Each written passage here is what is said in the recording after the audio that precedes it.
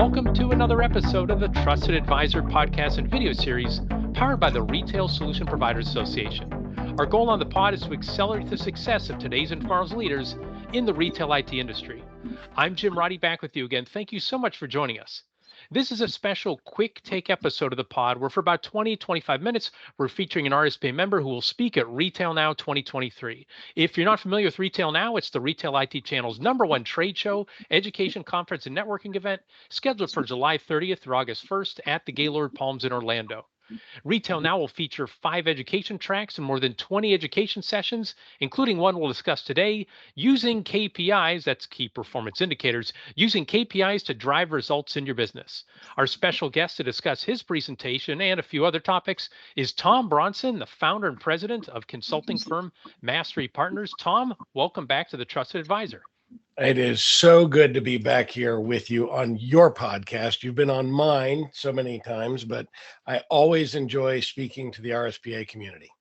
Always a pleasure to talk with you. Always a pleasure to help out the community. Tom, do you have any idea how many times we've appeared on a podcast together, either you on this one or me on the Maximize Business Value podcast? I know exactly. 9. No, do you really? Well, what I did learn a long time ago, Jim, is that when I don't know if you know this about me, at one point in my past, I was a preacher. And, there are a lot of names in the Old Testament that are hard to pronounce. But what I learned from an old pastor is that if you just say the answer with authority, you pronounce the name with authority, it will make those old people who think they know how to pronounce it think again about that. So the answer is 9, Jim. Well, fabulous. I thought you wouldn't know, and it sounds like you don't know, but you're acting like you know. It's the same thing with officiating. If you can't see the call, you just blow that whistle as hard as you can, signal the foul. You just do it, act like you know where you're going. Exactly. Yeah. I didn't know. Probably 9, though. You've been on mine, I think, 5 times. I know I've been on this one at least 4. So yeah, I knew it was closer to 10 than it was to 1, but for those who are scoring at home, if you know, let us know. Please reach out for Tom and me so we can be filled in. I tried doing Google searches, but it came up too much information because we've done a lot of work together. So yes, we have. All right. Well, let's get to my first question because KPIs is a subject you're speaking on at RetailNOW. Like, you had a choice of a whole bunch of different subjects in the world. Why would you want to talk KPIs? What do you think KPIs are so important that VARs and ISVs need to understand?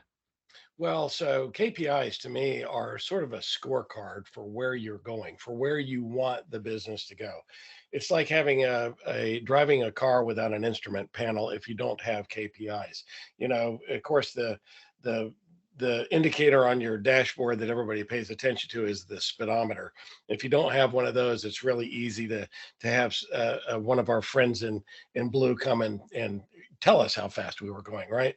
But there are all kinds of instruments on your dashboard to tell you the performance of the car, how much gas we have in the tank, how fast we're going, what the RPMs are.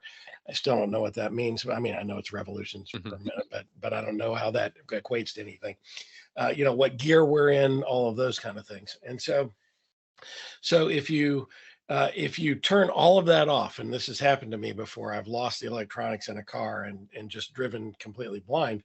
Well, you don't really know how fast you're going. You don't know if there's any gas in the tank. You're trying to drive your car in a blind fashion. And I think operating a business without KPIs is sort of the same thing. You establish KPIs based on your business, and I'm a big fan of KPIs being individualized for your business. What are the important things that are drivers in your business?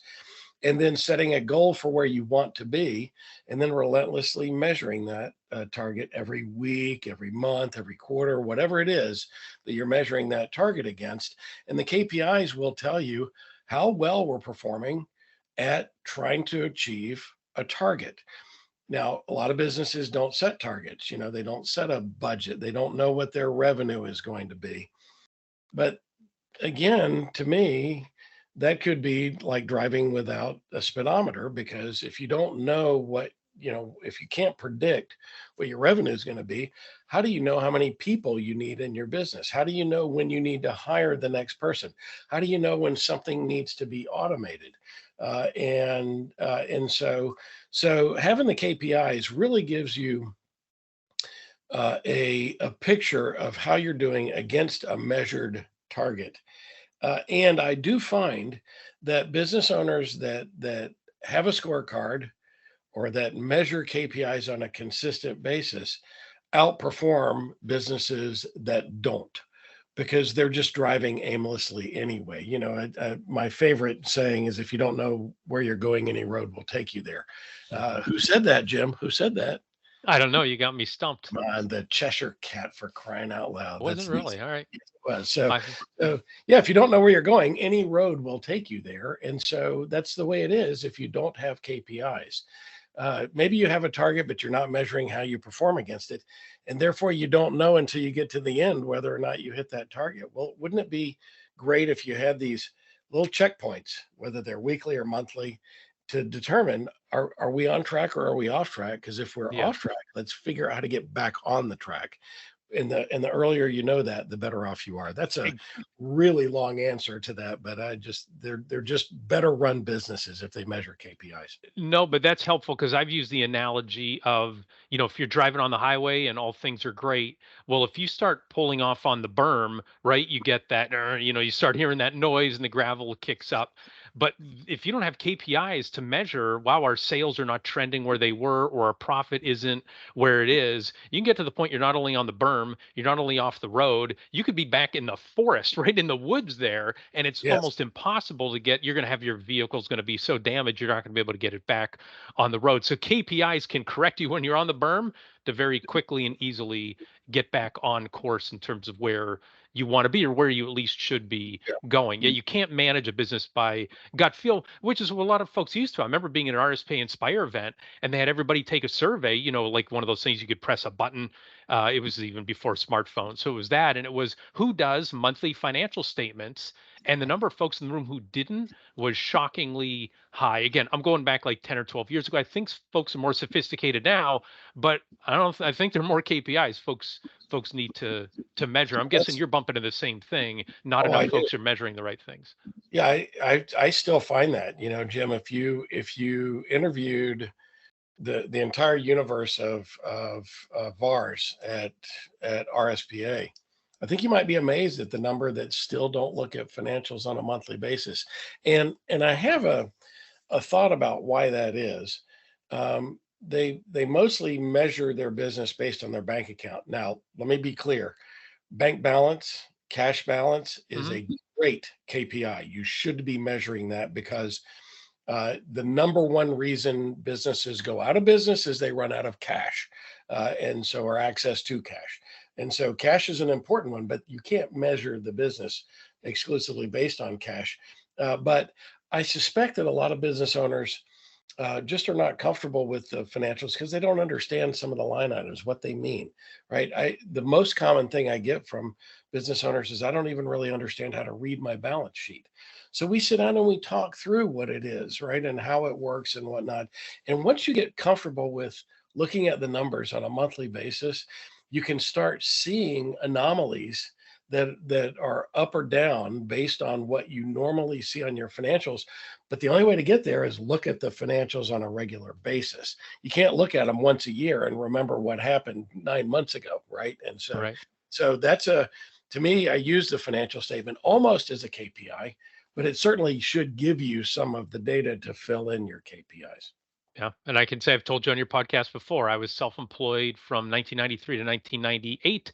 And all I ever did was, I had my checkbook, like my physical checkbook. And that's how I measured my business. So I feel the pain of the small business owners out there who don't know, or they just have so many other things to do. So, well, let's Yep. get into your session and how it's going to help folks. So the description for your session says, we'll mine the 2023 RSPA Retail IT Channel KPI study, define benchmarks, and teach you how to use KPIs to dramatically improve your business outcomes. Now, one thing to clarify, it says we will mine the study, MIN as in Nancy, not mime So that would be an interesting thing to work in, you miming the KPI study. But so beyond that clarification, can you give us like a nugget from the KPI study that maybe you and I can hash through today, and it'll kind of be a glimpse of Yeah. what you're going to talk about at Retail Now?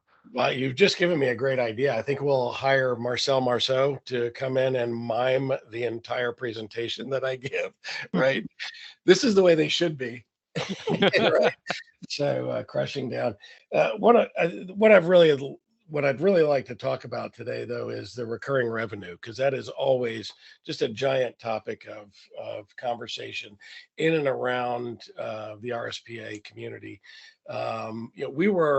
We were one of the pioneers of recurring revenue back in the day. We started doing recurring revenue and measuring our recurring revenue in 2001 when I uh, bought into the channel, right? okay, And back at Granbury, correct? Or was this yeah, back at pre-Granbury? Okay. yeah, this no, that was in Granbury. So that's when I actually was introduced to the channel. In fact, when we record this, it's not related to the date that it's going to be released. I know, but we are on Thursday this week. The 25th will be the 22nd anniversary of the date I bought Granbury Solutions, and started building that business. And we immediately started working on recurring revenue because I know what that can do to the outcome of a business.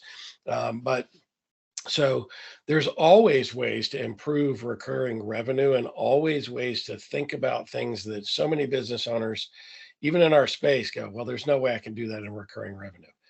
Yes, there is. I'm here to tell you that I have yet to find something that we couldn't figure out how to convert into a recurring revenue basis. Yes, very difficult in some industries, very difficult, but in this community, the RSPA community, there are tons of ways to build recurring revenue. And so I'd like to hone in on today is one of the things like the progress toward continual improvement in recurring revenue, it jumps to that question that you asked there. I'm sorry, the glasses keep going on and off. I can't read this without it. By the way, great study, just chock full of great data every year, like it always is. But the question was, which of the following statements best describes your business in regards to a transition to the as a service / recurring revenue business model? 100% completely transition, meaning all customers pay a fee, extremely limited project work, and then it goes through that list. And so the way I would think about that question as it relates to establishing a KPI is I'm a reseller in the space.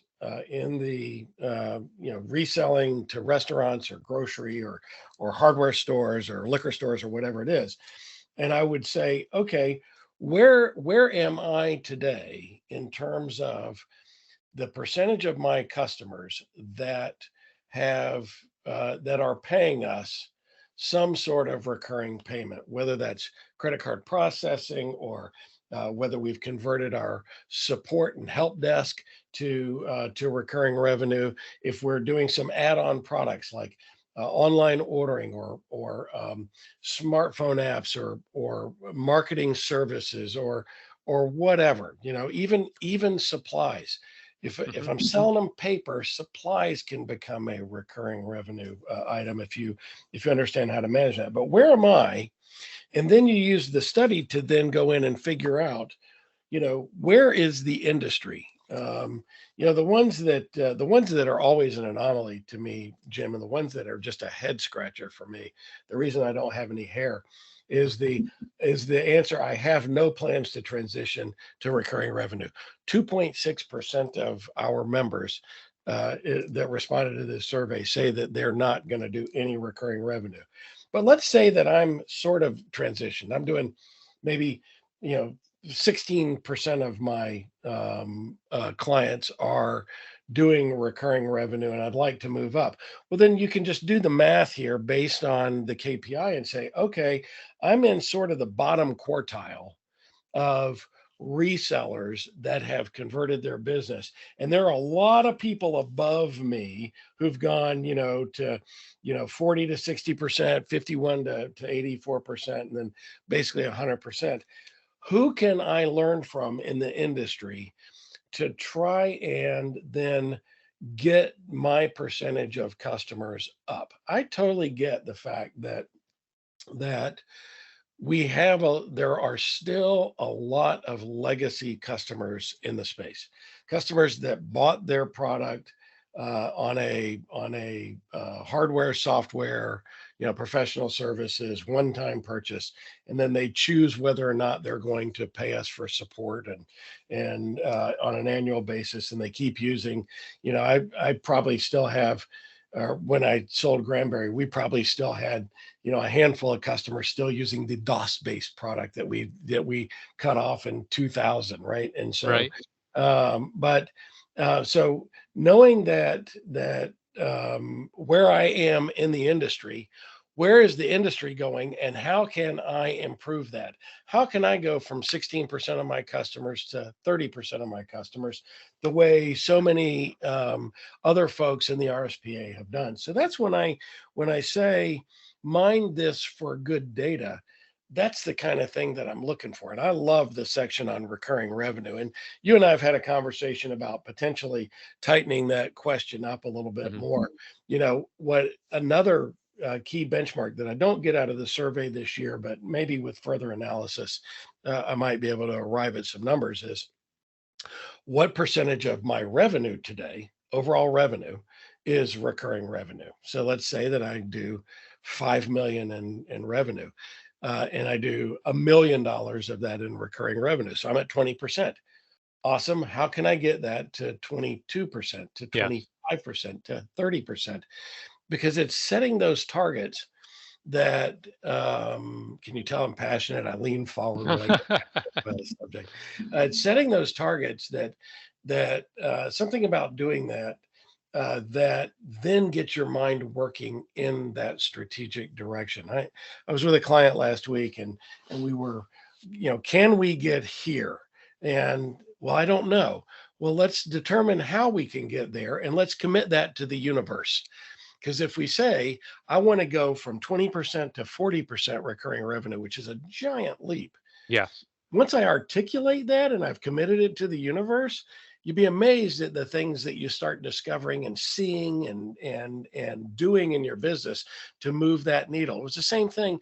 I bought from an RSPA member an Audi S8, by far my favorite car I've ever driven. Just got it earlier this year from him, and I never noticed Audis on the road. Never noticed them. But now that I have one, All the time. that's all I see. Hmm.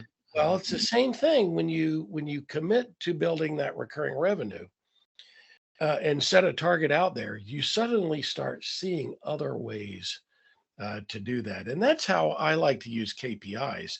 And that's how you can mine that. That's just one thing. I mean, you've got Yeah. lots of great questions in here, but that's just one thing. So I'll Well, shut up and let you ask me another question. No, I'm happy for you to give the longer answer, because that's again what your session's going to do is not just let's flip through the port and talk about a couple things. Like, let's really dive deep, and then how's it going to impact your business? And to your point, if you can measure it, you can manage it. And so a lot of times I think folks who aren't measuring things, aren't used to measuring things, they just say, we're going to do the best that we can. And you think you're doing the best that you can, but without that laser focus on it, you're not going to know, hey, it feels like we're doing better. Well, if the numbers say you're not doing that much better. The other thing is, I actually just talked to a reseller about this. Very small reseller just took over the business, and they saw everything about recurring revenue, and they're like, we're going to do that right away.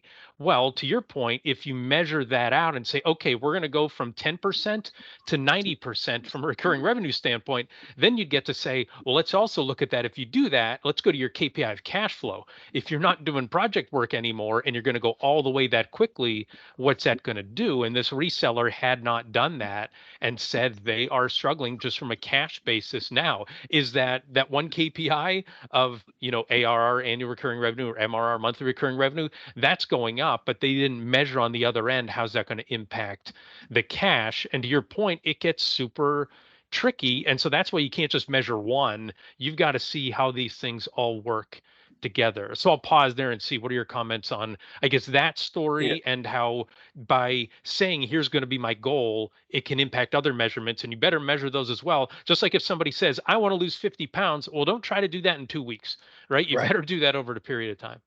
Yeah, unless you're committing to liposuction, or if I want to lose, as my dad used to say, if I want to lose 25 pounds of ugly weight, just cut off my head, right? Yeah. So and I can do that in an instant, right? So you've said a couple things there that are so very important. Number one, the trying to convert to recurring revenue model 100% overnight is, it takes way more cash than business owners realize when they start the process. But I understood that because we were measuring our cash and we're measuring our recurring revenue. When I made the leap in 2000, I think it was 2006 or 7, to doing hardware as a service. So this Yeah. was long before, folks figured out how to do that. No, yeah, this is Yeah. pioneering stuff. Yeah. You do not have Yeah, a template to follow. exactly. When I made the decision that we were going to try and do that, I'm running the math on first of all, what is my cost to do this and how quickly can I recover my cost, which is a great number to understand. But then how long until I recover all the profit that I would have had I sold this upfront in month 1, right? That's X number of additional months. And so once I understood the math, and by the way, it was on average about 24 months until I could recover fully the profit that I was giving up. And that's gross profit, right? Not net profit, the gross profit. But then beyond that 24th month, the gross profit on that one sale grows exponentially. Okay, now back up. I need the gross profit from my sales today in order to pay payroll and overhead and hire people and do the work that we do and order products. What happens if I give all that up? And I calculated how much cash I needed in order to go to 100% selling in a recurring revenue model. And it was too much. It was going to choke me. We were selling at the time between 20 and 30 new systems a month. And the cash that I would give up from that back in that day was going to be enough to put me out of business. I'd have Right. great recurring revenue and I'd be out of business in less than a year. And so once I put the model together, I went out to the sales team and explained it to them, and they got all hot and frothy. You mean customer can buy a 3-station system and well, let's go back to where we were in time. Instead of spending $15,000, they can send us $600 a month, and yep, you can do that. I said 2 systems a month. That's all I will take Yes. orders for. Yep. 2 systems a month. I can't convert the bulk of my business, but over time it would start growing and growing Yes. to the point that when I crossed the Rubicon of start making money on those sales that I sold 24 months ago, then I could increase faster and faster. By the end, we were nearly 100% of our customers buying that way. We still had some legacy customers that weren't. But what happened was over that period of time, Jim, from 2001 to about 2006, when we really started to convert more recurring revenue, we'd grown our recurring revenue from 4% in 2001 when I bought the company to about 36% by 2006, which is still good. But I wanted to get to that. I wanted to convert the rest of that business. And so then from 2006 until when we sold the company in 2018, we took that 36% and it turned into 72%. When I sold the company, we were 72% recurring revenue. And there was still more room for growth in Mhm. that. But it was a nice, comfortable mix for us of people, paying up front for some services and doing Yeah. some custom work and things like that, that I didn't want to do on recurring revenue. But imagine, if you will, a buyer comes in to look at our business. What is a buyer buying? And that's the future cash flow of that business. A business that's doing 71% recurring revenue, they know what the future cash flow is going to be. And therefore, it made it very easy. And so we got a high multiple for Yes. our business. And so, but at the same time, one of the things that gave me great comfort from about 2008 onward was, twice a month, we actually had customers that we were billing our recurring on the 1st and on the 15th.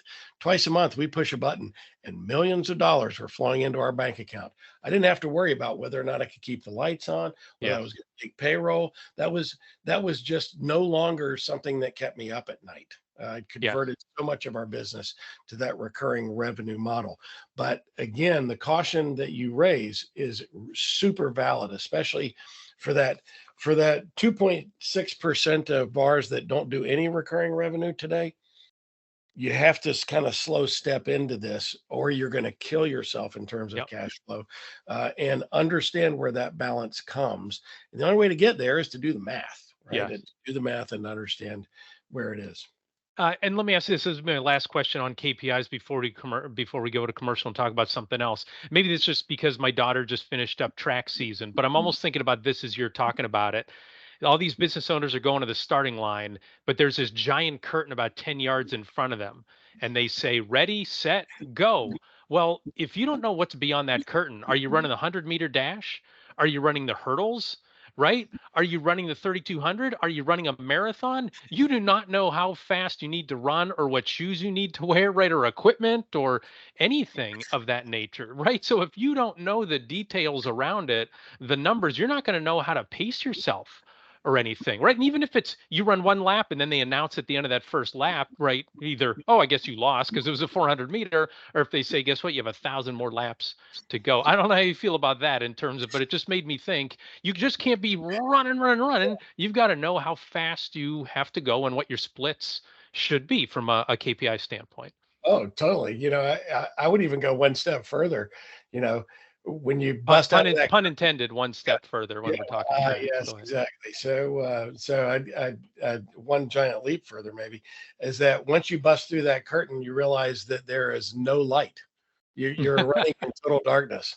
Am I supposed to be running around a track now? Am I running in a field? Am I going to run into water at some point? Am I going to hit a wall at 50 miles an hour? By the way, if you can run 50 miles an hour, I think that's your daughter. She's probably pretty good. But it is, yes, I totally agree. If you don't set those KPIs, you are just running in the dark, or you're running a race that you don't even understand what the rules are. It's like sitting down to play a card game, and you have to figure out the rules as you go along. How will you ever understand? You're going to get beat every time until eventually you figure it out. And so the KPIs will give you sort of those guardrails that'll give you, some ideas about where you need to go. It doesn't tell you everything in the world you need to know about your business, but KPIs are a great yardstick to use to determine, are we on track for where we want to be? Back up. Let's determine where we want to be. Are we on track, or are we running off the rails somewhere and off in the middle of the woods and don't even realize it? Yeah, they help you channel your energy towards a certain goal as opposed to just, like you said, running around in circles in the dark. So, all right, well, we're going to take a quick break to thank our sponsors who support the RSPA community and make this podcast and video series possible. Our platinum sponsors, Blue Star. Our gold sponsors are CoCard, Heartland, ScanSource, and Star Micronics. To receive the benefits of an RSPA membership or RSPA sponsorship, email membership@gorspa.org. Again, that's membership@gorspa.org. And Tom, since we're at our commercial break, I'll give you a chance to do a commercial for your books and your podcast. Awesome. Mastery Partners, we are dedicated to educating business owners on how to improve the value of their business so that they will eventually be able to transition their business on their terms. 100% of every business on the planet will eventually transition. And wouldn't it be better to do it by your design rather than by default? You referenced already, I've written 2 books on the subject. The first book, Maximize Business Value, Begin with the Exit in Mind, is all about business strategy and why you should be thinking about the exit, even, if you're 20 years from making an exit. But then rapidly becoming my favorite is the Maximize Business Value Playbook, which is 65 specific actions business owners can do to maximize the value of their business. One of those chapters is dedicated to recurring revenue. So you can find that at our website, masterypartners.com. We've got links to both books. but also go listen to our podcast. I think we're up to like episode 160 or something like that. And if let's see, the first person that can go and email me the list of all the podcasts that I've done that Jim Roddy's been on my podcast, then I'll send you a signed copy of both of my books. How's that? There we go. A reward for your research. Exactly. It'd be easier to just go buy one on Amazon, probably. Hey, but if you can get it for free and get it autographed from Tom, I mean, it's going to be worth it. So, well, if you come to RSPA, the Retail Now, I'll be there and I'll sign it for you. Fabulous. That's a great idea. Yeah. Well, let's shift gears. You brought up maximize business value, led you right into that. And so can you talk about that a little bit? And I know that the list of actions that a business owner can take to maximize their business value, right? It's a super long list. It's even longer than the list of recurring revenue products and services. But because you've counseled so many VARs and ISVs, what is the most common mistake that you see them make that negatively impacts their business value? I think the most common thing that I see, particularly among VARs, is owner dependency. You know, stop and ask yourself this question: what would happen to my business and to my family if something happened to me, if I didn't make it to work tomorrow, right? And that's a very sobering thought for a lot of our VARs out there. Um, do things to eliminate the dependence of you or of the business on you, because that is let's face facts. Every business owner starts the business after what Michael Gerber would call an entrepreneurial seizure, right? You're not really a business person. You see a need and you start a business because you're good at X or you inherited it from X, and then you're out there doing it, but you're not really a business person, but you're really, really good at what you do. And you have to find ways to teach other people how to do those things so that you can step back and focus on the strategic things like the KPIs, right? Like, where am I going with this business? And businesses that are owner dependent, especially small businesses, think about a VAR, a $2 million VAR or $1 million VAR that's dependent on that owner, and something happens to that owner, that business might be worth nothing. I've seen it happen in our industry. Business owner dies, and the business, there's nobody there to take care of the customers, and the business basically evaporates overnight. What's it worth? Nothing. So working on the business, that's the number one thing that I see that business owners do in this space. They like being the kingpin. They like being the funnel of all the decisions in the business. They like talking with their customers. But the more they can peel back and put other people in place and teach other people how you want things done, then the more valuable the business becomes over time. A business that no longer needs the owner increases the value exponentially. So it's interesting you bring this up. Our last episode, which you haven't listened to yet because it hasn't gone public, by the time we're recording this, Rick Fueling, who's presenting at RetailNOW, and he talked about that is where he is focusing a ton of his energy, is teaching his team. And it's more important for him not to answer the question, but to help people think better. Right. And so to guide them in their thinking so they'll be able to think on their own and be able to answer those questions yep. on their own. So perfect dovetail into to what you're saying today. Yeah, and Rick's a really smart guy, and so I know he's doing things right. But if you don't take the time to teach people, and this would be a bonus thing, is documenting your processes, right, and making sure that everybody's doing things the same way. If you don't do that, then running your business is sort of like a corporate version of the telephone game that we played when we were kids. You sat in a circle and you whispered something, and by the time it gets around to you, it's something totally different, right? Well, that's the way it works in business. If you're not documenting the processes, if you're not, and that goes for the business owner too, documenting how he does things so somebody else can do them. You start your business, you going well, you realize you need to hire somebody, you hire somebody and you teach them how to do things. And then the business is going better. And then you realize you need to hire somebody. So you tell that person, go hire somebody and teach them how to do things, and so on and so forth, until, down the road, a year, 2 years, whenever it is, business owner circles back and goes, why are you doing this way? Well, that's the way I ought to do it. Well, if you don't document things, if you don't teach people how to do things, then that's what happens. And suddenly the vision that you had for how you want to deliver to your customers, for how you want to carry out your business, is now somewhere gone, and people are doing things in a way that you would never want them to do those things. So document those processes, and that goes to the business owner as well. Start with documenting your own things. What is it that you do as a business owner that nobody else knows how to do in this business? Document those, because if something happens to you tonight, tomorrow, at least somebody's got a starting point. Yep. And I can say we have a lot of processes inside the RSPA, and it's super helpful to be able to say, how did we do this last year? Right? Like, we're going through the process of our annual board meeting at RetailNOW. It's so great to go to that checklist and go, what needs to be done by when, as opposed to, oh my gosh, we're late, or I can't remember how to do that. Have I ever told you my Michael Gerber podcast story? I don't know if I ever shared that with you. I don't think so. So when I was at Business Solutions Magazine, this is when I was chair of the RSPA. So I'm thinking it was 2015, 2016.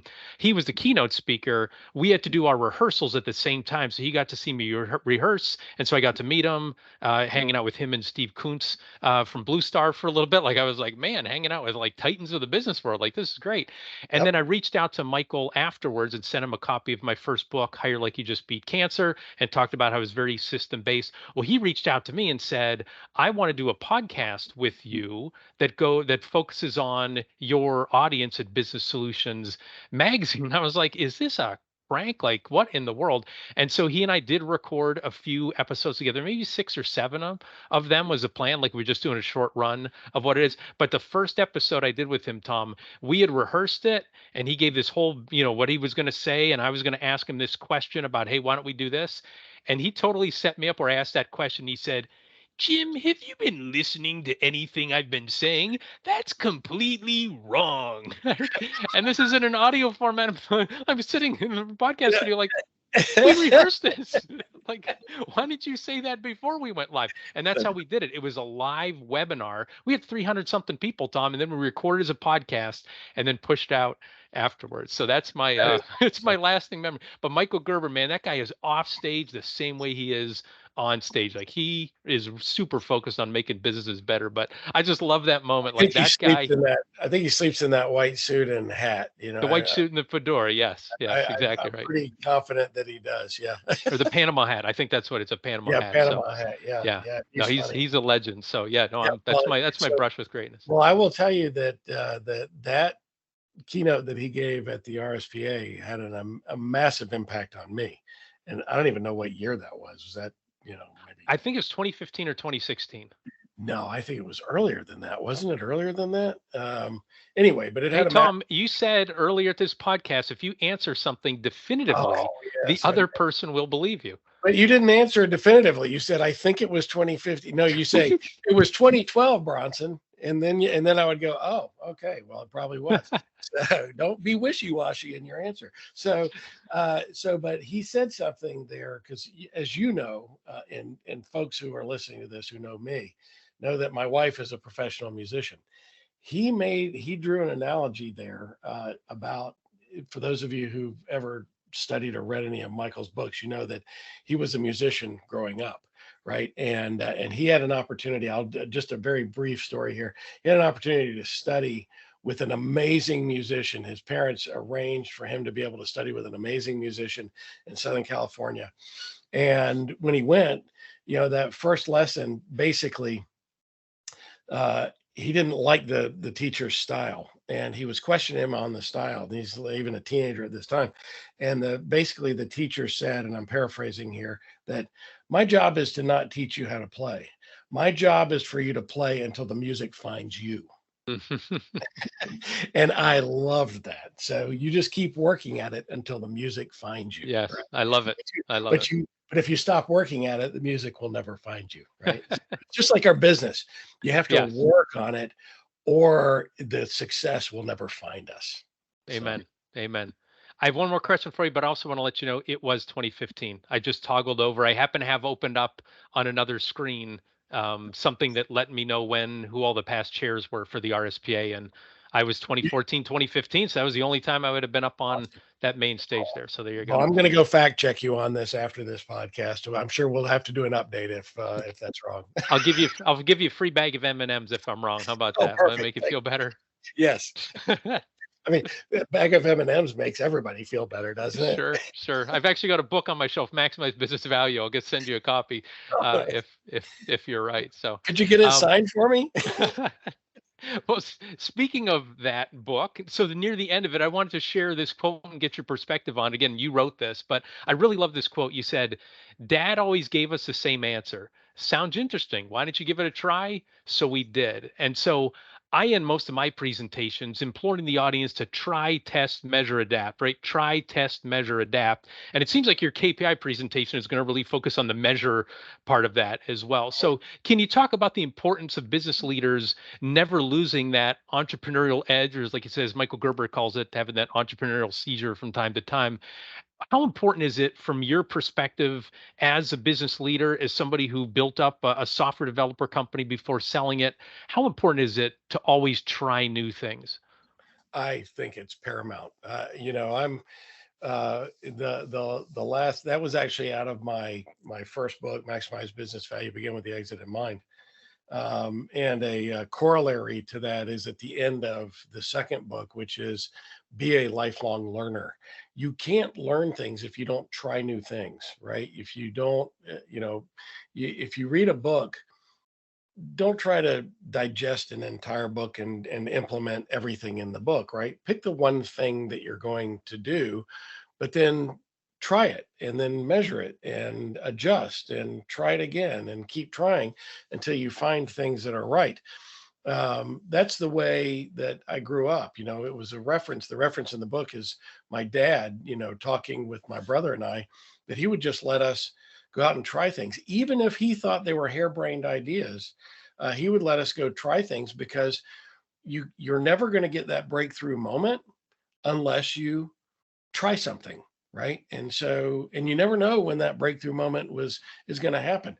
I didn't know that when I first started doing recurring revenue in my little software company back in 2001, that was going to cause a breakthrough that would really transform our business. But I knew it was going to be important and something that would build value. But over time, it really turned into something quite amazing. So yeah, I'm a big fan. Learn things, and that's why you go to the RSPA, right? Go learn something and put it into practice. There are so many opportunities to learn things at the retail now, so many educational, although I really feel bad for the guys that are going to be competing against my education because everybody's going to come to mine and then nobody will be in the other sessions. But sorry guys, for Jim putting me against you, right? So but go learn something in every session you go to, just one thing, and Yeah. put it into practice. If you do that and you go to 5 or 6 educational sessions during I don't know how many are available, but if you go to 5 or 6 and you pick one thing out of each one that you're going to implement, it's going to have a major impact on your Yeah. business. Yep. And that's why we always recommend to folks to bring at least two people from your organization, right? You can double the number of education sessions you're able to attend, and then you can go and collaborate. We don't just say that for retail now, we say that for really any event that you go to. So, Tom, one thing I like is we've totally obliterated the quick take format here. We're moving in. We're well beyond the 20-25 minutes, We're but well into overtime now. These yes. are the extra minutes if you're playing international football. So Yes. Yes. Yeah. We're well into stoppage time. But my last yeah, question for you is you mentioned Retail Now. So, look, why do you attend Retail Now every year? because I'm a big fan of sharpening the saw. I'm a lifelong learner. I have yet to come to a retail now that I haven't learned something significant that changed the trajectory of my business. Even now, as a consultant, going and interacting with folks and having an opportunity to get together with the brain trust of our industry, it's all these business owners and VARs and ISVs and manufacturers and distributors. Something magical happens when you get all these brains kind of moving in the same direction, and it gives you a chance to interact and talk. So to me, it's coming to learn something, but also coming to network with folks, because you're going to learn something that if you just take it back and deploy it in your business, you never know what the outcome's going to be. Be intentional, come and with an open mind and ready to learn. Fabulous. Thank you for that. I'm definitely looking forward to seeing you in Orlando. Well, that does it for this episode of the Trusted Advisor. Are we in Orlando? I was going to say, wait, you better make sure you get your flight to Orlando, or else your presentation, you're going to be in the wrong part of the country. I'll see you in June in Orlando. Yes. No. Pay no attention to that guy. Well, that does it for this episode of the Trusted Advisor. Again, we hope you enjoyed our discussion. If you did, be sure to subscribe to the RSPA YouTube channel and the Trusted Advisor podcast so you never miss an episode. And be sure to register for RetailNOW 2023. It's July 30th through August 1st at the Gaylord Palms in Orlando. I'm repeating that for Tom's benefit. July 30th through August 1st, 2023. This year, Tom, at the Gaylord Palms in Orlando. We're going to have a diverse high-tech expo hall, plenty of networking opportunities, and several great education sessions, including, if he shows up, using KPIs to drive results in your business. Tom will get lost along the way. At least that'll explain it. For all the details, we were going to just play this podcast for them in the room. We could. It's going to fill up the time. It's going to get close to the hour instead of the quick take portion of it. So, that's right. Well, for all the details, visit the show website at gorspa.org/RetailNOW. So before we go, big thanks again to Tom for sharing his wisdom with us today. Thanks also to RSPA Director of Marketing, Chris Arnold, for his production work, Joseph McDade for our music, and last but not least, thanks so much to you for listening. Our goal in the RSPA is to accelerate the success of our members in the retail IT ecosystem by providing knowledge and connections. For more information, visit our website at gorspa.org. Thanks for listening, and goodbye, everybody.